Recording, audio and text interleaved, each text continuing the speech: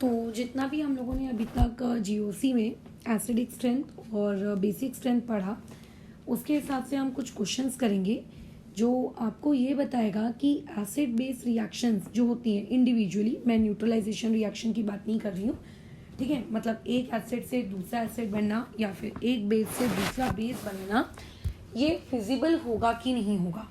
What do you mean by the term feasible? Feasible का मतलब होता है रिएक्शन फॉरवर्ड डायरेक्शन में जाएगी कि रिएक्शन फॉरवर्ड डायरेक्शन में नहीं जाएगी। अभी जैसे कुछ दिन महीनों बाद तुम लोग थर्मोडायनेमिक्स पढ़ोगे, तो थर्मोडायनेमिक्स में तुम सीखोगे गिब्स एनर्जी के बारे में, बट फिलहाल तुम लोगों ने गिब्स एनर्जी नहीं पढ़ी है, तो हम लोग फिलहाल उस टॉपिक में नहीं घुस रहे हैं। बट फिजिबल का मतलब होता है कि जो भी रिएक्शन है will go in forward direction, ये होता है। अब तुम खुद समझो कि कोई भी रिएक्शन फॉरवर्ड डायरेक्शन में तभी जाना पसंद करती है अगर उस डायरेक्शन में जाने के बाद, ठीक है, अगर उस डायरेक्शन में जाने के बाद वो क्या हो रही है, एक स्टेबिलिटी अचीव कर रही है। तो अभी फ़िलहाल हम लोग किस टॉपिक के बारे में बात कर रहे हैं?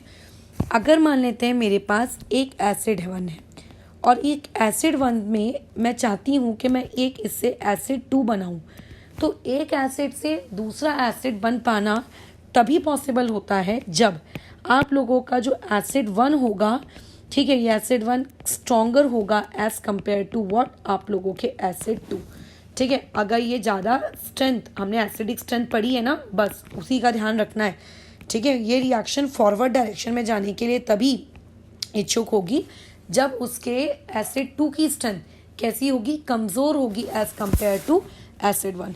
इस पूरी भाषा का मतलब क्या है? इस पूरी भाषा का मतलब ये है कि अगर आपके पास एक स्ट्रॉन्ग एसिड है, तो स्ट्रॉन्ग एसिड से यदि प्रोडक्ट साइड में आप वीक एसिड बना रहे हो तो वो रिएक्शन फिजिबल है, कोई दिक्कत नहीं है रिएक्शन को प्रोडक्ट बनाने में, वो खुशी खुशी फॉरवर्ड जाएगी। और ऐसी रिएक्शन जो खुशी खुशी फॉरवर्ड डायरेक्शन में जाती है, हम लोग ऑलरेडी केमिकल इक्विलिब्रियम में उनके बारे में पढ़ चुके हैं। ऐसी रिएक्शंस के लिए उनकी जो के की वैल्यू होती है, वो के इक्विलिब्रियम की वैल्यू कैसी होती है? Greater than one, much much greater than one, not greater than one exactly.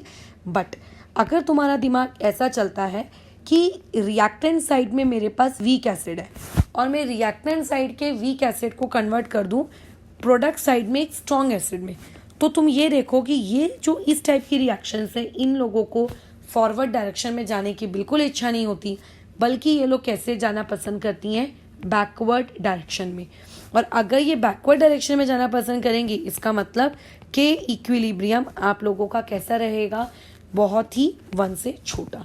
तो ऐसे 50 फैक्टर कोई दिमाग में नहीं रखने हैं, ठीक है। ये कोई आपको 50 फैक्टर दिमाग में नहीं रखने, सिर्फ इतना ध्यान रखो रिएक्टेंट में स्ट्रॉन्ग पार्ट होना चाहिए और आपके प्रोडक्ट साइड में कौन सा पार्ट होना चाहिए? आप लोगों का वीक पार्ट होना चाहिए।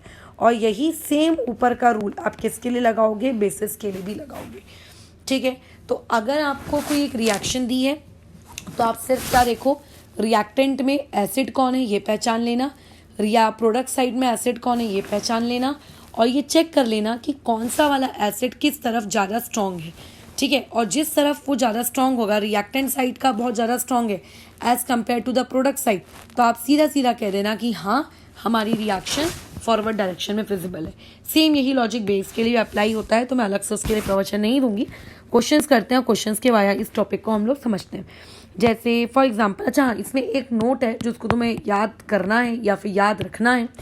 अगर हम लोग बात करते हैं अल्कोहल्स की, तो अल्कोहल्स में मिथेनॉल, इथेनॉल, प्रोपेनॉल, ब्यूटेनॉल, बहुत सारे अल्कोहल्स आते हैं।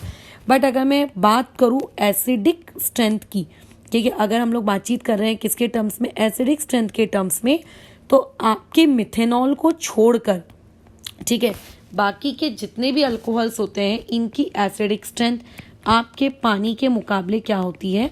कमज़ोर होती है, मिथेनॉल को छोड़कर। सिर्फ मिथेनॉल ही आप लोगों का इकलौता ऐसा अल्कोहल है जिसकी एसिडिक स्ट्रेंथ उसके बाकी अल्कोहल्स के मुकाबले पानी के साथ क्या होती है? ज़्यादा होती है।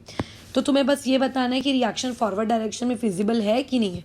अच्छा, फिजिबल वर्ड को कई लोग स्पॉन्टेनियस इस वर्ड से भी कहते हैं, तो स्पॉन्टेनियस है कि नहीं है, तो ये आप कैसे पहचानोगे कि वो रिएक्शन फॉरवर्ड डायरेक्शन में जा रही है कि नहीं जा रही है? Spontaneous reaction, feasible reaction, forward direction, तीनों एक ही भाषाएं हैं।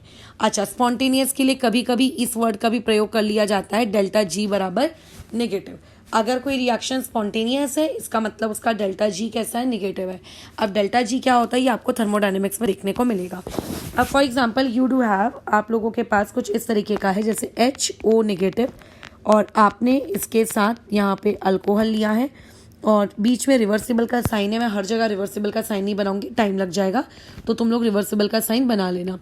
अब मुझे ये बताओ कि आपके लेफ्ट हैंड साइड में आपके पास कौन सा एसिड है, तो ऑब्वियसली ये मेरा एसिड है अल्कोहल, राइट। अच्छा, और प्रोडक्ट साइड में आपके पास एसिड कौन है, वाटर।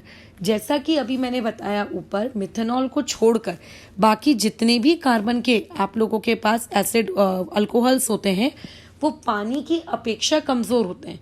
मतलब लेफ्ट हैंड साइड में मेरे पास एक वीक एसिड है और राइट हैंड साइड में जो H2O है वो उसके मुकाबले कैसा है, स्ट्रॉन्ग एसिड है। It means that we are going from direction of weak acid to strong acid. क्या ये मूवमेंट पॉसिबल है? बिल्कुल नहीं, ये मूवमेंट पॉसिबल नहीं है। So this reaction would become what, non spontaneous. ये रिएक्शन कैसी हो जाएगी, नॉन स्पॉन्टेनियस। इस रिएक्शन का देयरफॉर डेल्टा जी कैसा हो जाएगा, पॉजिटिव हो जाएगा। इस रिएक्शन को आप क्या कहोगे कि इसकी फॉरवर्ड डायरेक्शन में जाने की टेंडेंसी नहीं है, बल्कि इस रिएक्शन को बैकवर्ड शिफ्ट होने में ज़्यादा मज़ा आता है, ठीक है। और अगर इस रिएक्शन को बैकवर्ड शिफ्ट होने में ज़्यादा मज़ा आता है, इट मीन्स इसका के इक्विलिब्रियम आप लोगों का बहुत बहुत छोटा है किसके कंपेयर में, 1 के मुकाबले में। ये जनरल कंक्लूजन्स जो कि एक इंसान रिएक्शन को देखकर निकाल सकता है। अच्छा, अब जैसे और क्वेश्चंस इसमें कर लेते हैं। जैसे मान लेते हैं आपके पास एक ऑर्थोक्लोरोबेंजोइक एसिड है। अब ऑर्थो पोजिशन ऊपर से बेंजोइक एसिड, जीभ में आ जाना चाहिए तुम लोगों के पानी।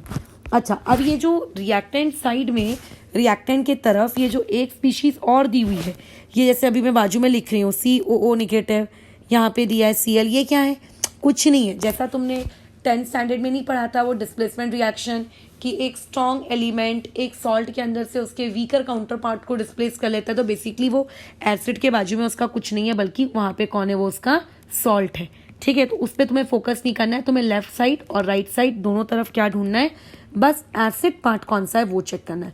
एसिड पार्ट वही होगा जिसके पास H होगा, चेक करके बताओ। तो लेफ्ट हैंड साइड में ये वाला एसिड है और राइट हैंड साइड में ये एसिड है। अब यहाँ पे ऑर्थो इफेक्ट लग रहा है, अगर किसी को ये समझ में नहीं आ रहा है तो वो महान प्राणी है। और ऑर्थो इफेक्ट अगर लगता है तो चाहे इलेक्ट्रॉन विड्रॉइंग ग्रुप रहे या चाहे इलेक्ट्रॉन डोनेटिंग ग्रुप रहे, वो उसकी एसिडिक स्ट्रेंथ को बढ़ाता ही है। इसका मतलब लेफ्ट हैंड साइड में आपके पास स्ट्रॉन्ग एसिड है और राइट हैंड साइड में आपके पास एक वीक एसिड है, और आप मूवमेंट कहाँ से कहाँ कर रहे हो, स्ट्रॉन्ग टू वीक। तो क्या ये फिजिबल है? बिल्कुल ये फिजिबल है। मैं यहाँ पे टिक मार रही हूँ, जहाँ पे टिक का मतलब सिंपल भाषा में क्या है, रिएक्शन इज फिजिबल या फिर रिएक्शन इज नॉन फिजिबल। बस इसी तरीके से क्वेश्चन कर करके तुम्हें देखना है। अच्छा, अब एक और एग्जांपल ले लेते हैं। लेट्स से ये बेंजीन रिंग है, यहाँ पे सल्फोनिक एसिड का मैंने ग्रुप लगाया, ये हो गया आप लोगों का सल्फोनिक एसिड, और बाजू में इसके कंपेयर में हमने जो ग्रुप लगा के दिया है तुम लोगों को, वो ग्रुप है आप लोगों का एसिटिक वाला ग्रुप, ठीक है। ये ऐसे S डबल बॉन्ड O और ये O नेगेटिव, और साथ में यहाँ पर है आप लोगों का CH3COOH। अब देखो एसिड पहचानो, ये है आपका acid, this is sulphonic acid, और ये कौन है, आपका एसिटिक एसिड। थोड़ा सा अगर अपनी कॉपी के नोट्स पन्नों को थोड़ा टर्न करोगे तो तुम्हें वैसे भी पता चल जाएगा कि सल्फोनिक एसिड जो होते हैं इनकी acidic strength as compare to acetic acid बहुत ज़्यादा होती है। तो देयरफॉर ये हम लोगों का स्ट्रॉन्ग एसिड है और एसिटिक एसिड उसके मुकाबले में कैसा है, एक कमज़ोर एसिड है। तो आप स्ट्रॉन्ग एसिड से वीक एसिड की तरफ जा रहे हो, इसका मतलब आपकी रिएक्शन कैसी है, फिजिबल है, ठीक है। स्ट्रॉन्ग से वीक की तरफ जाना इज अलाउड, ठीक है। स्ट्रॉन्ग से वीक की तरफ जाना इज अलाउड, बट वीक से स्ट्रॉन्ग की तरफ जाना इज नॉट अलाउड। याद रखना कौन सी चीज़ें अलाउ हैं, कौन सी चीज़ें अलाउ नहीं है। इसके लिए कोई भयानक सा रूल नहीं है, एक बहुत ही सिंपल सा रूल है। क्या?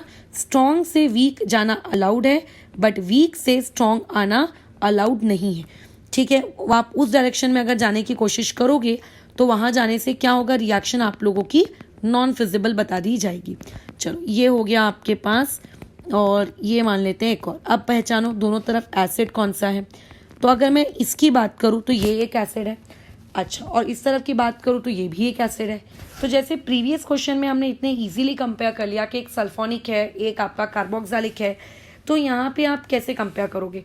तो यहाँ पे यार दोनों तरफ कार्बोक्सिलिक है, बस फर्क यहाँ पे ये पड़ रहा है कि फर्स्ट वाले क्वेश्चन में यहाँ पे दोनों ऑर्थो पोजिशन पे ग्रुप लगे, बट जैसा कि तुम जानते हो कि ऑर्थो पोजिशन वाले जो लोग होते हैं वो बेचारे OH वाले जो लोग होते हैं वो बेचारे इतने छोटे होते हैं कि उन लोगों को कोई फर्क नहीं पड़ता है, मतलब वो किसी भी प्रकार का स्टेरिक इनिबिशन रेजोनेंस परफॉर्म नहीं करते। बस इसमें इतना याद रखना है कि यहाँ पे -I+R हो रहा है, यहाँ पे -I+R हो रहा है, इतना तुम्हें याद रखना है।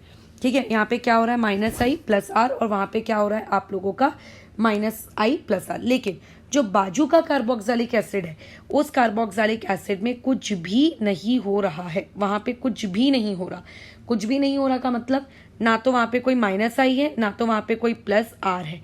ठीक है, अच्छा अब बताओ ये कैसा है कंपैरेटिवली स्ट्रॉन्ग एसिड और ये क्या है कंपैरेटिवली वीक एसिड। तो अगर स्ट्रॉन्ग से वीक जा रहे हो इसका मतलब रिएक्शन आप लोगों की अगेन क्या हो चुकी है, फिजिबल रिएक्शन हो गई है। तो रिएक्शन फिजिबल होगी कि नहीं होगी, सो कि तुम्हें अब ये बातचीत समझ में आ रही होगी। कुछ नहीं है, आपको बस लेफ्ट और राइट दोनों तरफ इतना सा चेक करना है।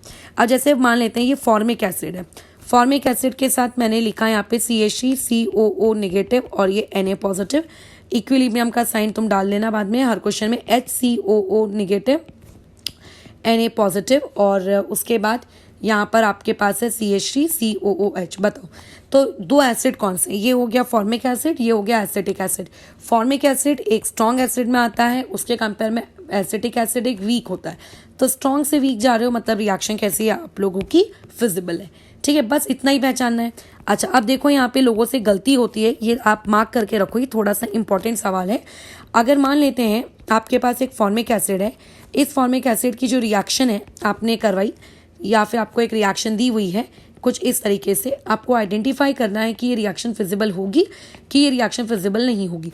तो एक तरफ तुम्हारे पास फॉर्मिक एसिड है और दूसरी तरफ तुम्हारे पास बेंजोइक एसिड है। अब अगर कोई तुमसे पूछेगा कि formic acid versus benzoic acid में कौन सा एसिड आप लोगों का ज़्यादा स्टेबल है, तो इसको लेकर ऑलरेडी एक रूल लिखवाया जा चुका है कि यूजुअली एरोमेटिक एसिड स्टेबल मतलब ज़्यादा बेटर होते हैं as compare to aliphatic. But सिर्फ इस जगह पे एक एक्सेप्शन, ये आप लोगों का benzoic acid comparative to formic acid ये कैसा है, वीक है। तो अगेन तुम स्ट्रॉन्ग से वीक की तरह मूवमेंट कर रहे हो, इसका मतलब ये रिएक्शन भी आप लोगों की कैसी है, फिजिबल। तो अगर स्ट्रॉन्ग से वीक जा रहे हो तो तुम्हें कोई दिक्कत नहीं है। ठीक है, स्ट्रॉन्ग से वीक जा रहे हो तो तुम्हें कोई दिक्कत नहीं। अब देखो इसी क्वेश्चन में ट्विस्ट, अगर मैं एसिटिक एसिड ले लूँ फॉर्मिक एसिड के बजाय, ठीक है, जैसे ऊपर वाले क्वेश्चन में हमने क्या लिया था बताओ, ऊपर वाले क्वेश्चन में हमने क्या लिया, ऊपर वाले में हम लोगों ने क्या ले लिया आप लोगों का फॉर्मिक, यहाँ पे अब हम लोगों ने क्या ले लिया एसिडिक। क्या एसिडिक ले लेने से कोई फर्क पड़ेगा, क्या रिएक्शन अभी फिजिबल होगी? तो अब देखो यहाँ पे ये एसिड है और ये एसिड है, तो फॉर्मिक एसिड हम मानते हैं कि बेंजोइक एसिड से कमज़ोर होता है, परंतु जो एसिडिक एसिड होता है वो कमज़ोर होता है एज कम्पेयर टू व्हाट आप लोगों का बेंजोइक एसिड। तो अब आपकी डायरेक्शन कहाँ से, वीक से स्ट्रॉन्ग की तरफ है। इसका मतलब ये रिएक्शन कैसी है आप लोगों की, नॉन फिजिबल है, मतलब इसको फॉरवर्ड डायरेक्शन में जाने की कोई भी इच्छा नहीं है। तुम उसको जबरदस्ती फॉरवर्ड डायरेक्शन में लेकर भी अगर चले गए तो ये वापस से बैकवर्ड डायरेक्शन में खुद को क्या कर लेगी, शिफ्ट कर लेगी। ठीक है, इस तरीके से आपको अपने छोटे से ब्रेन का प्रयोग करना है। अच्छा अब फॉर एग्जांपल आपको दे दिया है उसने एक क्वेश्चन, क्लोरोफॉर्म CHCl3, इसकी रिएक्शन करा रहा है वो CH3COO-, यहाँ पे आपका जो प्रोडक्ट है दैट वुड बी CH3COOH और बन जाएगा CCl3 नेगेटिव। अब बताओ कि कौन सा वाला strong, weak, feasible, non feasible. तो देखो ये क्लोरोफॉर्म है, ये आप लोगों का एसिड है। ठीक है, अब आपको बताना है कि कौन सा स्ट्रॉन्ग है। तो ऑब्वियसली कार्बोक्सिलिक एसिड जो होगा वो स्ट्रॉन्ग एसिड होगा, क्लोरोफॉर्म आपका एक वीक एसिड होगा। तो आपकी मूवमेंट वीक से स्ट्रॉन्ग की तरफ हो रही है, मतलब वीक वाला आपका स्ट्रॉन्ग बना रहा है, तो ये तो नॉट पॉसिबल। तो ये रिएक्शन आप लोगों की कैसी हो गई, नॉन फिजिबल रिएक्शन में क्या हो जाएगा, काउंट हो जाएगा। अब जैसे मान लेते हैं ये तुम लोगों के सामने एक पर्टिकुलर इलस्ट्रेशन दिया हुआ है, इस इलस्ट्रेशन में आपको ये बताना है कि ये रिएक्शन आपकी फिजिबल है कि ये रिएक्शन फिजिबल नहीं है। तो अगेन फटाफट कंपेयर कर लो, देखो क्या है आपके पास एसिड, देखो यहाँ पे एसिड है, यहाँ पे एसिड है। अब ध्यान से सुनना, हम में से सब लोगों को पता है कि एसिटिक एसिड कमज़ोर होता है किसके मुकाबले में, फॉर्मिक एसिड के मुकाबले में। अभी अभी हम लोगों ने ये ऊपर ये वाला इलस्ट्रेशन देखा था, ये देखो ये वाला इलस्ट्रेशन देखा था, है ना, हम सब जानते हैं। तो अगर तुम यहाँ पे ध्यान दोगे तो यहाँ पे आपको, अगर मैं Cl को हटा दूँ, अगर मैं Cl को हटा दूँ तो ये Cl को अगर मैं हटा देती हूँ तो आपके पास एक कार्बन और बाजू में COH है। तो आप ये कह सकते हो यार ये तो एसिटिक एसिड का ही डेरिवेटिव है, बस Cl हटा दिया है। तो क्या Cl लगाने से भी, Cl लगाने के बावजूद भी क्या एसिटिक एसिड यानी कि वो 2 कार्बन वाला एसिड क्या फॉर्मिक एसिड के मुकाबले कमज़ोर रहेगा? बिल्कुल नहीं। एक क्लोरीन के आ जाने की वजह से ये एक स्ट्रॉन्ग एसिड बन जाएगा और ये उसके कंपेयर में वीक एसिड बन जाएगा। और अब आपकी जो मूवमेंट है वो स्ट्रॉन्ग से कहाँ पर है, वीक की तरफ है। इट मीन्स अब ये रिएक्शन आपकी कैसी हो जाएगी, फिजिबल रिएक्शन हो जाएगी। ठीक है, अब ये रिएक्शन आपकी कैसी होगी, फिजिबल रिएक्शन है।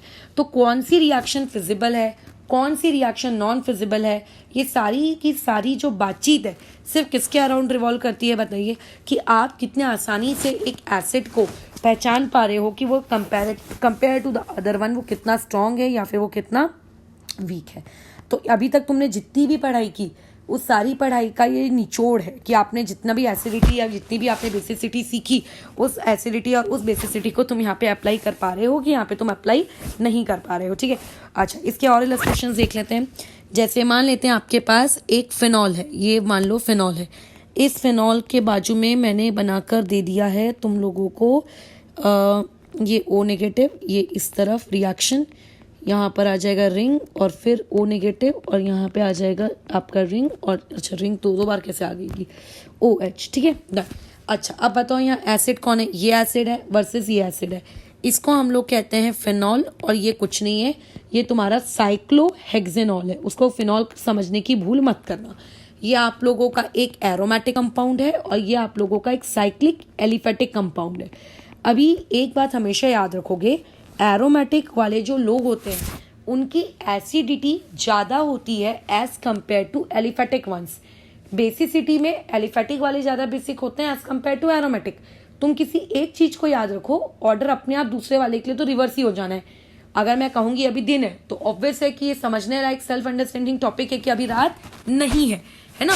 तो ऐसे में ये 50 चीज़ें अपने दिमाग में स्टोर मत करना कि एलिफेटिक की ना एसिडिटी के वक्त एलिफेटिक ज़्यादा होता है कि एरोमेटिक ज़्यादा होता है। ये सिर्फ कन्फ्यूजन क्रिएट करेगा। ठीक है, ये चीज़ सिर्फ और सिर्फ क्या क्रिएट करेगी, तुम्हारे छोटे से ब्रेन के अंदर कन्फ्यूजन। आप सारे नियम एसिडिटी के लिए याद कर लो तो ऑटोमेटिकली वो सारे नियम बेसिसिटी में क्या हो जाएंगे, रिवर्स हो जाएंगे। मैं तो ऐसे याद करती हूँ। अगर तुम लोगों का ऐसा है कि नहीं हम 2 रूल्स याद करेंगे तो करके देख लो, देखते हैं किस चीज़ पे एंड अप करते हो। अदरवाइज मेरा एक्सपीरियंस है। ठीक है, तो एसिड के केस में एरोमेटिक कंपाउंड की एसिडिटी ज़्यादा होती है एज कम्पेयर टू एलिफेटिक। तो ये स्ट्रॉन्ग एसिड होंगे as compare to this one, ये वीक। तो हम लोग स्ट्रॉन्ग से वीक जा रहे हैं, इसका मतलब हम लोगों की रिएक्शन कैसी होगी, फिजिबल।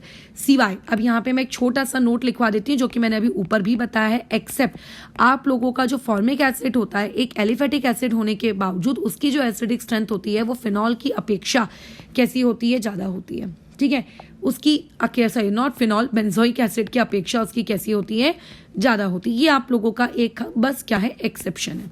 अच्छा और क्वेश्चंस देख लेते हैं, उनके साथ डील कर लेते हैं। क्या है आप लोगों की आंखों के सामने। अब जैसे मान कर चलो तुम्हारे पास एक ये क्वेश्चन है CH3 C triple bond C और ये H। अच्छा इसमें हमने डाल दिया है CH3O नेगेटिव, वहाँ पे जाके बन गया CH3OH और बन गया CH3C triple bond C negative. अब आपको बताना है कि कौन स्ट्रॉन्ग है और कौन वीक है। पहली बात तो ये आपका एसिड है। तुम्हें लगेगा कि अल्काइन मैडम एसिड, देखो अल्काइन एसिड नहीं है प्रॉपर वाला, प्रॉपर एसिड नहीं है, बट उसके अंदर में एसिडिक नेचर आ गया है। क्यों? क्योंकि ट्रिपल बॉन्ड है यानी कि sp हाइब्रिडाइजेशन है। sp हाइब्रिडाइजेशन है मतलब इलेक्ट्रोनेगेटिव एलिमेंट है, और इलेक्ट्रोनेगेटिव एलिमेंट से जब भी कोई हाइड्रोजन जुड़ा होता है ना तो उस हाइड्रोजन को हम लोग एसिडिक हाइड्रोजन कहते हैं। आगे तुम लोगों को जब केमिकल रिएक्शंस आप पढ़ोगे नेक्स्ट चैप्टर से रिएक्शन मैकेनिज्म, आपको ये एसिडिक हाइड्रोजन पहचानना आपके लिए बहुत ज़रूरी होगा कि उस पूरे क्वेश्चन में एसिडिक हाइड्रोजन कौन है। जब भी हम लोग न्यूक्लियोफाइल्स के साथ रिएक्शन करवाएंगे तब तो एक्चुअली जब भी किसी इलेक्ट्रोनेगेटिव स्पीशीज के साथ कोई हाइड्रोजन जुड़ा हो तो हाइड्रोजन क्या बन जाता है, एक एसिडिक हाइड्रोजन बन जाता है, यानी कि वो भी H+ के फॉर्मेट में बाहर निकलना चाहता है। ठीक है, सिमिलरली ये भी आप लोगों का एसिड है। अब बात आती है कि हम किसको ज़्यादा बेटर अपना एसिड मानेंगे। तो देखो ये अल्कोहल है और ये आपका अल्काइन है। Between alcohol and alkyne, alcohol आप लोगों का स्ट्रॉन्ग एसिड होगा और आपकी अल्काइन क्या होगी, comparatively weak acid. Weak acid से स्ट्रॉन्ग एसिड की तरफ जा रहे हो, मतलब रिएक्शन आप लोगों की कैसी हो जाएगी, नॉन फिजिबल रिएक्शन हो जाएगी। ये रिएक्शन आप लोगों की फिजिबल नहीं है। अच्छा, अब यहाँ पे हम एग्जाम्पल लेते हैं एक पिक्रिक एसिड। अब कुछ लोगों को पिक्रिक एसिड का नाम पता होगा, अच्छी बात है जिनको पता है, बट 11th में प्रोबेबली लोगों को पता नहीं रहता है। ठीक है, पिक्रिक एसिड है, प्लस बाजू में मान लेते हैं ये मैंने लिखा है COO नेगेटिव, एरो दिया है, यहाँ आ गया COOH और प्लस यहाँ पे आ गया आप लोगों का पिक्रिक एसिड का आयन। पहले तो समझ लो पिक्रिक एसिड होता क्या है। एक बेंजीन रिंग होती है, बेंजीन रिंग में OH लगा हुआ होता है, उस OH के आजू बाजू NO2 ग्रुप लगे हुए होते हैं और यहाँ पे भी NO2 ग्रुप लगा हुआ आता है। This is known as picric acid. इस महाशय को हम लोग कौन कहते हैं, आप लोगों का पिक्रिक एसिड कहते हैं। ये आप लोगों का पिक्रिक एसिड है। अब मुझे देखकर बताओ ये रिएक्शन फिजिबल है कि ये रिएक्शन नॉन फिजिबल है। सबसे पहले तो बिटवीन पिक्रिक एसिड, अब ये हो गया आपका पिक्रिक एसिड और ये हो गया तुम्हारा नॉर्मल सा कार्बोक्सिलिक एसिड। तो देखो एसिड में नियम क्या चलता है कि जितने ज्यादा इलेक्ट्रॉन विड्रॉइंग ग्रुप लगेंगे, वो इलेक्ट्रॉन विड्रॉइंग ग्रुप आपकी एसिडिक स्ट्रेंथ को उतना ही ज्यादा क्या करेंगे, बढ़ाएंगे। मतलब पिक्रिक एसिड को अगर मैं कंपेयर करूं बाजू वाले एसिड के मुकाबले, तो भाई यार वो बाजू वाला ना उसके कंपेयर में बहुत ही कमजोर है। ये एक वीक एसिड है। ये कैसा है आप लोगों का, एक वीक एसिड है। अच्छा, और पिक्रिक आपका कैसा है, एक स्ट्रॉन्ग एसिड है। तो आप एक स्ट्रॉन्ग एसिड से वीक एसिड की तरफ जा रहे हो।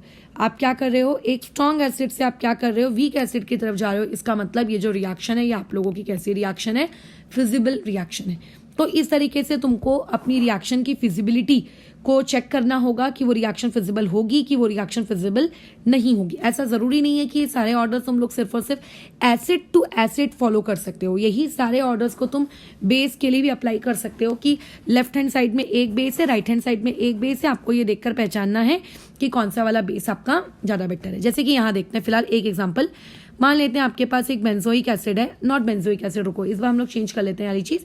हाँ, यहाँ पे मान लेते हैं NH2 है, यहाँ पे मैंने CH3 लगाया है। फिर रुको पहले अपन एक काम करते हैं, पहले एसिड वाले सारे क्वेश्चंस निपटा लेते हैं, उसके बाद इसको उठा के लाते हैं। जैसे यहाँ पे OH है, यहाँ पे CH3 है, उसके बाद यहाँ पर आपके पास रिंग में O नेगेटिव है, ये रिवर्सिबल का साइन है। उसके बाद यहाँ पर O नेगेटिव और ये CH3 और यहाँ पर ये आपकी रिंग और ये फिनॉल।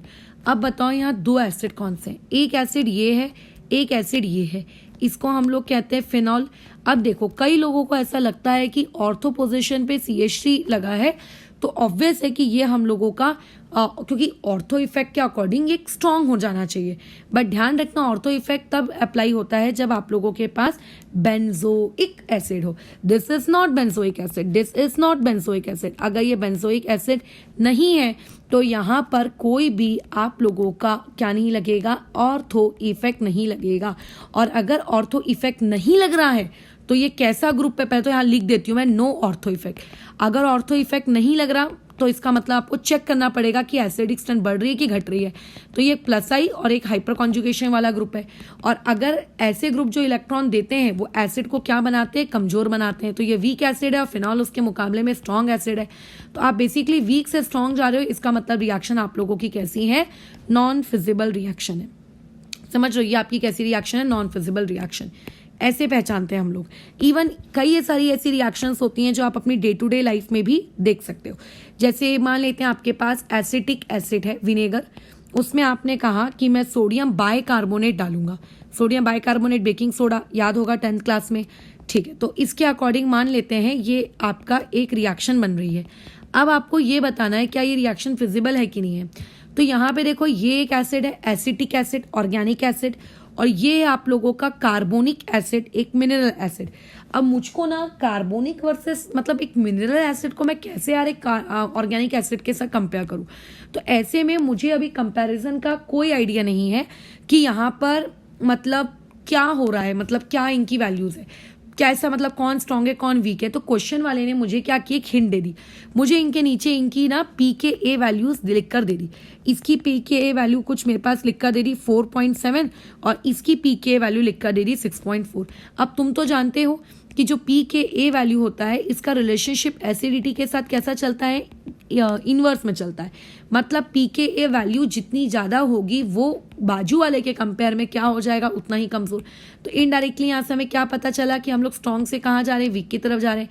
अगर स्ट्रॉन्ग से वीक की तरफ जा रहे हैं इसका मतलब रिएक्शन हम लोगों की कैसी है, फिजिबल है। ठीक है, रिएक्शन हम लोगों की कैसी है, फिजिबल है।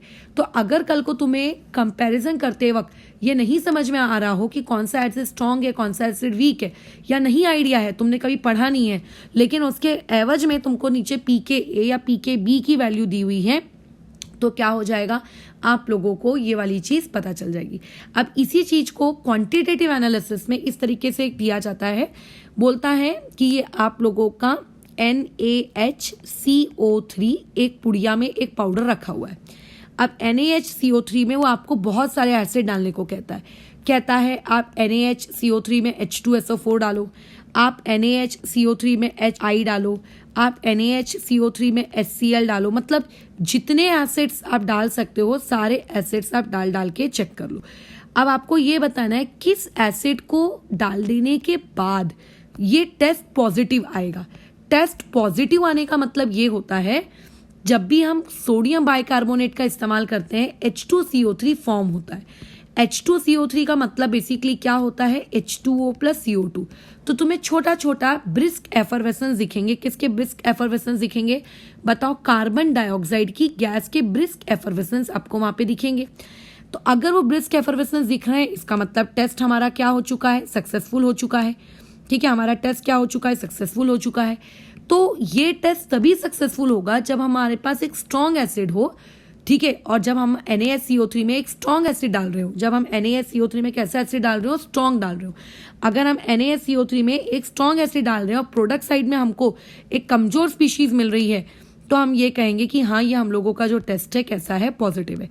अब इतने एसिड मैंने डाले, तुम्हें ये बताना है कि कौन से के लिए टेस्ट पॉजिटिव आएगा, कौन से के लिए नहीं। तो देखो H2SO4 तो एक खुद में बहुत बड़ा स्ट्रॉन्ग एसिड है, तो ऑब्वियस मतलब राइट साइड में प्रोडक्ट क्या बनना है, राइट साइड में कार्बोनिक एसिड बनना है। तो H2SO4 वर्सेस कार्बोनिक एसिड कौन ज्यादा स्ट्रॉन्ग है, ऑब्वियसली H2SO4 ज्यादा स्ट्रॉन्ग है। तो ये आपका टेस्ट कैसा रहेगा, positive. HI versus H2CO3, HI भी आप लोगों का H2CO3 के कंपेयर में बहुत स्ट्रॉन्ग है, तो ये टेस्ट भी आप लोगों का कैसा रहेगा, पॉजिटिव रहेगा। HCl के लिए भी ये टेस्ट पॉजिटिव रहेगा। अच्छा, अब ध्यान से सुनो, ये कौन है, PHOH। PHOH यानी कि फिनॉल, फिनॉल है। ठीक है, फिनॉल की जो एसिडिक स्ट्रेंथ होती है वो उतनी ज़्यादा नहीं होती है as compare to carbonic acid. ठीक है, तो इसके लिए टेस्ट कैसा आएगा, निगेटिव, क्योंकि हम लोग वीक एसिड से कहाँ की तरफ जा रहे हैं, H2CO3 उसके मुकाबले में कैसा है, स्ट्रॉन्ग एसिड है। वैसे यहाँ पे मैंने ले लिया benzoic acid. Benzoic acid carbonic acid की अपेक्षा ताकतवर है, तो ऐसे में ये टेस्ट कैसा आएगा, पॉजिटिव। अच्छा, अब देखो मैंने यहाँ डाला फॉर्मिक एसिड। फॉर्मिक एसिड के साथ कैसा रहेगा, अब इतना तो तुम जानते ही हो कि between formic acid and between benzoic acid formic acid ज़्यादा स्ट्रॉन्ग होता है। तो अगर बेंजोइक एसिड के साथ उसका टेस्ट पॉजिटिव आ सकता है तो फॉर्मिक एसिड के साथ भी उसका टेस्ट पॉजिटिव ही आएगा। अच्छा, ये क्या है, SO3H। SO3H मतलब sulphonic acid. Sulphonic acid is a king of all acids, वो तो सबसे ज़्यादा स्ट्रॉन्ग होता है, तो इसके साथ भी आपका टेस्ट कैसा आएगा, पॉजिटिव आएगा। अगर मान लेते तुमने ये कहा कि मैं HNO3 डालूंगा, ये भी एक मिनरल एसिड होता है। अगर मिनरल एसिड डाल रहे हो इसका मतलब क्या कि मिनरल एसिड डालने पर वो वाली जो चीज़ है, ऑब्वियसली आपका मिनरल एसिड स्ट्रॉन्ग है, तो ये भी पॉजिटिव देगा। अब देखो यहाँ पे मैंने डाल दिया अल्कोहल।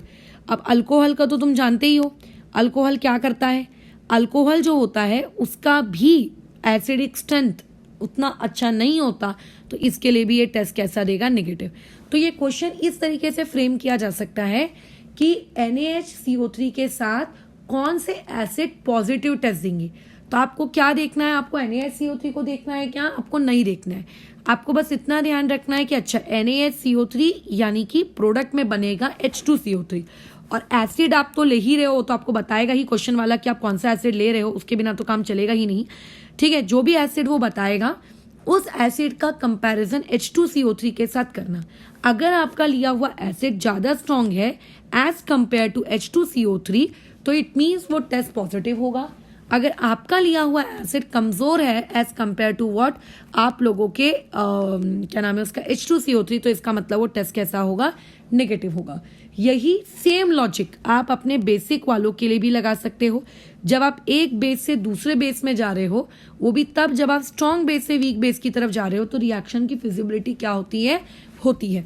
लेकिन अगर आप उल्टा कर रहे हो तो ये चीज़ पॉसिबल नहीं है। For example if you do have Me2NH, ठीक है, बाजू में ऑब्वियस है कि सॉल्ट होगा, ठीक है।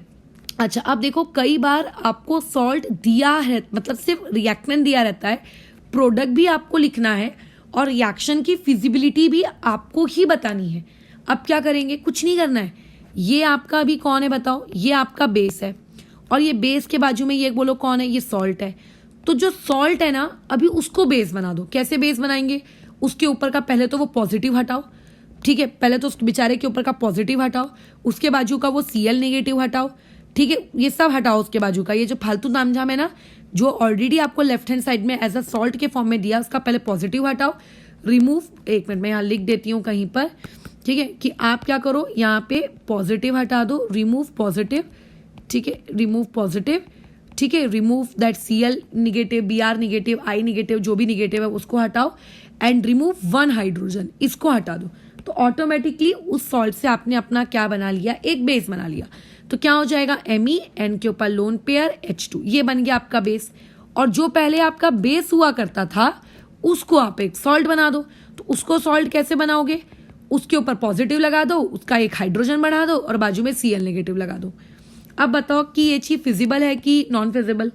Me2NH ये एक बेस और MENH2 ये दूसरा बेस। तो बेस की स्ट्रेंथ किस बात पे डिपेंड करती है कि आप उसको कितने ज्यादा इलेक्ट्रॉन्स देते हो। तो यहाँ पे 2 Me ग्रुप इलेक्ट्रॉन्स दे रहे हैं, मतलब ये स्ट्रॉन्ग बेस है, और यहाँ पे सिर्फ एक ही Me इलेक्ट्रॉन दे रहा है, मतलब ये वीक बेस है। तो आप स्ट्रॉन्ग से वीक की तरफ जा रहे हो, इसका मतलब ये रिएक्शन कैसी है, आप लोगों की फिजिबल है।